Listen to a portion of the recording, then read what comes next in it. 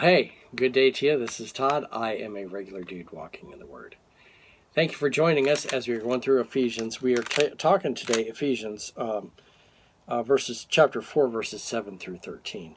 And it's entitled, Why Did God Give Us Ministers? And when I say ministers, I'm talking about apostles and prophets and so forth. You're going to see a list today in the passage that we read. And in that passage, it tells you why God gave those people who minister and what their purpose is. Okay, so let's read today Ephesians chapter 4, verses 7 through 13, and see if you can figure out why did God give us ministers.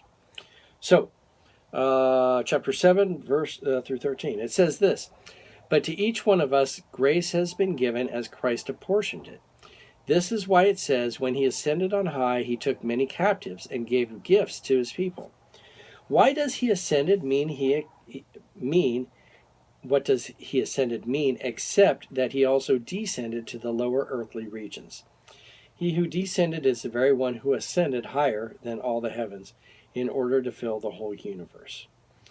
Verse 11, So Christ himself gave the apostles and the prophets, the evangelists, and the pastors, and the teachers. Okay, so all those things are ministers.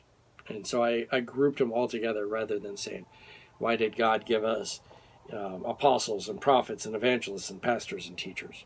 They're all part of ministry.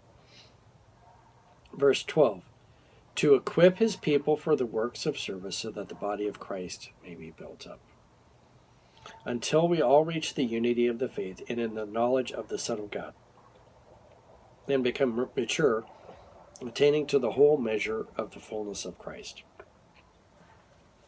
Did you see where it says what the purpose is there? Yeah, look at verse 12. Verse 12 spells it out. It says to equip his body for the works of service. And you look at that and you go, oh, to equip his body for works of service, so I'm just supposed to be doing good service? No, you got to read on. There's a comma there. So that the body of Christ may be built up. I'm doing that service so that the body of Christ may be built up. Those people are given to build up the body of Christ. And the body of Christ is what? The church. So the purpose is to build up the church. Okay, and I'm not talking numerically, the numbers. I'm talking like the spiritual growth of the church. And we're going to get into that in the next few days. The growth of the people in the church. Are you a baby or are you an adult? So, and how long are we supposed to do that? Well, look at verse 13.